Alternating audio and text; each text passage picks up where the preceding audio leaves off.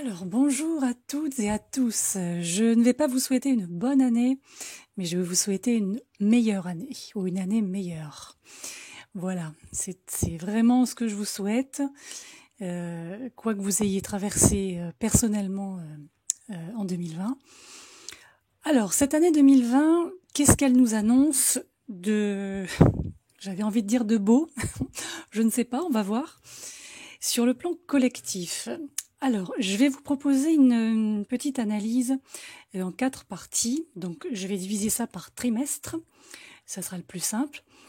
Et je vais vraiment prendre en compte par trimestre donc les transits les plus importants, les plus notables, hein, qui vont nous permettre de voir de quelle manière on va pouvoir avancer à travers cette nouvelle année, et surtout quel type d'énergie, énergie au pluriel, vont nous accompagner sur ces 12 prochains mois. Alors, donc, l'entrée en 2021 se fait avec une sorte de force propulsive vers une ère nouvelle, et pas une nouvelle ère, plutôt une ère nouvelle qui s'annonce. En même temps que, je dirais, il y a cet immense impact, ce très gros impact de la conjonction Jupiter-Saturne en Verseau, qui commence à, je dirais, à avoir des répercussions vers l'extérieur, pour le collectif donc, hein. Pour tout ce qui touche à l'individuel, évidemment, ça nous touche aussi, bien sûr. Ça, il faut voir évidemment en fonction de votre signe solaire et de votre signe ascendant. Donc l'idée, c'est de faire une combinaison entre votre signe ascendant, votre signe solaire et les aspects, les transits de l'année sur, disons, de nature collective. Alors là, c'est vrai que en 2020, on a bien évidemment vu, c'est même plus entrevu, c'est vu, la fin ce qu'on appelle une époque ancienne, tout en endurant collectivement, je dirais, ça me fait penser à des contractions lors d'un accouchement. Un accouchement assez difficile. Alors les influences astrologiques, donc énergétiques, pour 2021 nécessitent je dirais, une adaptation, mais qui doit être continue, aux changements profonds qui vont à la fois éclater et se mettre en place dans toutes les strates de la société, tous les aspects de la société. Cette conjonction Jupiter-Saturne, donc cette proximité entre ces deux énergies en début d'année, va servir un peu, je dirais, de fil conducteur, directeur d'espoir en vue de créer des réformes, des solutions innovantes qui sont nécessaires, en tout cas qui s'avèrent être nécessaires pour résoudre les problèmes nombreux sociétaux et les inégalités qui ont été exposées au cours de cette, je dirais, dernière année, donc 2020. Donc cette année 2021 est principalement centrée sur ce mouvement Jupiter-Saturne qui, comme je vous l'ai expliqué dans mon avant-dernier audio, qui du coup se détache de sa conjonction avec Pluton, qui était encore présente l'année dernière. Là, on va avoir une formation d'aspects en carré, donc très, très catalytique avec Uranus en Taureau durant cette année 21. Alors, Jupiter en Verseau, lui, il ne formera qu'un seul aspect en carré exact avec Uranus le 17 janvier, tandis que Saturne formera 3 aspects carrés avec Uranus les 17 février, 14 juin et 23 décembre. Alors Uranus ici va avoir un impact vraiment bouleversant sur les systèmes sociétaux, qui devrait en fait entraîner l'effondrement de structures désuètes, obsolètes, et en même temps ça va entraîner des progrès rapides, surtout si ces progrès sont conduits par des personnes ou des groupes qui sont capables de répondre aux besoins, je dirais, changeants de toutes ces cultures mondiales. Donc là, ce qui ressort, c'est qu'il va être impératif de de libérer, de nous libérer, je dirais, à l'attachement, à la façon dont les choses ont été par le passé, et de découvrir, ou en tout cas de laisser entrer, de laisser se manifester le potentiel créatif qui va émerger de toute façon au milieu de cette réorganisation des structures de société. Alors, le mois de janvier, il commence par une espèce de pas de Big Bang, mais presque. Pourquoi ? Parce que Mars va entrer dans le Taureau, le 6, et va passer le reste du mois à amplifier toutes les tensions volatiles qui se préparent entre Jupiter, Saturne et Uranus. Alors concrètement, qu'est-ce que ça pourrait donner ? Ça pourrait donner, par exemple, une recrudescence, une augmentation des revendications sociales, du ras-le-bol social, et en même temps, je dirais des changements assez rapides qui vont entraîner à la fois du négatif, du positif. On peut être en droit de voir des ruptures, des scissions, voire des effondrements, et en même temps des percées, des révélations, des choses qui vont se mettre en place. Donc tout ça, c'est un petit peu cafouilleux. Sur janvier, on est une espèce d'énergie assez forte qui entraîne comme ça, qui semble positive tout en étant assez quand même stressante. Alors, une fois que février va arriver, là, on va avoir l'occasion de s'adapter à je dirais, ce remodelage qu'on a tous vécu personnellement, cette année 2020 précédente, parce que Mercure va rétrograder en Verseau et sera du coup accompagné, donc en Verseau, par le Soleil, Vénus, Jupiter et Saturne. Au cours de la deuxième quinzaine de février, là c'est une période qui va nous permettre peut-être d'obtenir une plus grande clarté sur la manière dont notre vie a évolué je dirais au niveau interne et au niveau externe, nous aidant aussi à discerner les moyens de cultiver peut-être une plus grande stabilité, une plus grande créativité, à mesure que l'on va approfondir notre compréhension et notre assimilation des changements en cours. Alors voilà pour le premier trimestre. De toute façon, je vais au fur et à mesure affiner, comme je le fais tout le temps, avec les lunes et les transits proprement dits.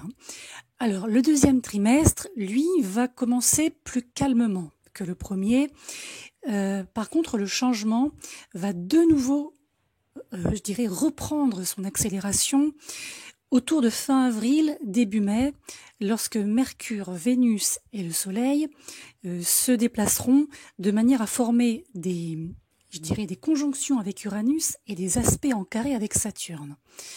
Alors, bien qu'il y aura toujours une augmentation des mouvements, des changements pendant la seconde moitié de mai et la première quinzaine de juin en raison des éclipses, ça j'y viendrai évidemment quand ce sera le moment, de la rétrogradation de Mercure en Gémeaux et du deuxième carré entre Saturne et Uranus, puis aussi de l'entrée de Jupiter en Poisson le 13 mai, ça nous fait pas mal de choses. Là on a on a encore une caisse énergétique qui va se mettre en place.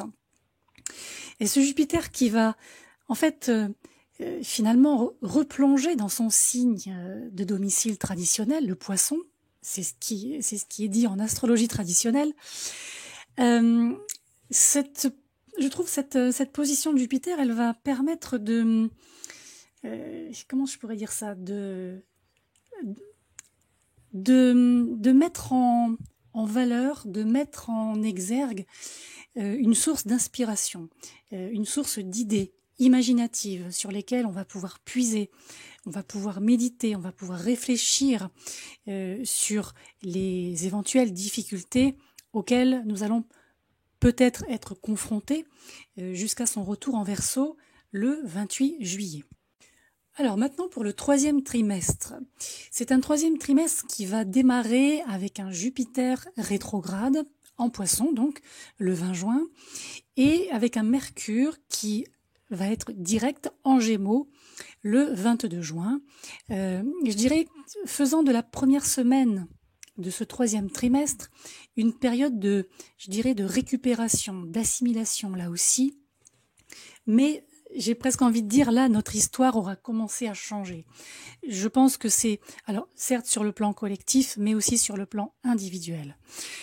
Le mois de juillet, alors le mois de juillet, c'est le mois le plus notable, voire le plus mémorable du 3e trimestre, parce que Mars en Lion va en fait enflammer, je dirais, le carré entre Saturne et Uranus le 1er juillet, suivi de Vénus en Lion, qui va faire de même du 6 au 8 juillet.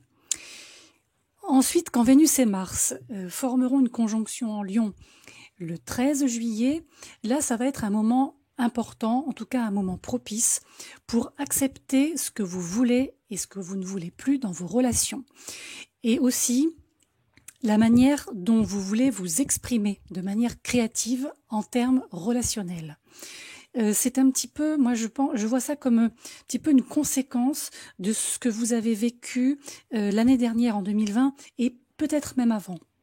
Le fait de ne plus vouloir, de ne plus céder, de ne plus accepter, de ne plus porter, de ne plus subir. Ensuite, le mois d'août et la première quinzaine de septembre ressortent comme une période, je dirais, réparatrice pour stabiliser ou restabiliser tout ce qui a pu être un peu déséquilibré ou secoué en juillet.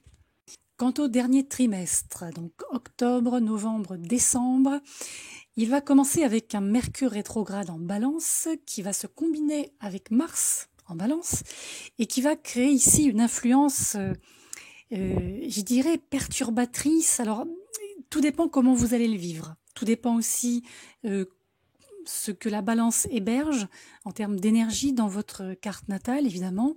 Et cette influence va tester là aussi tout type de dynamique relationnelle.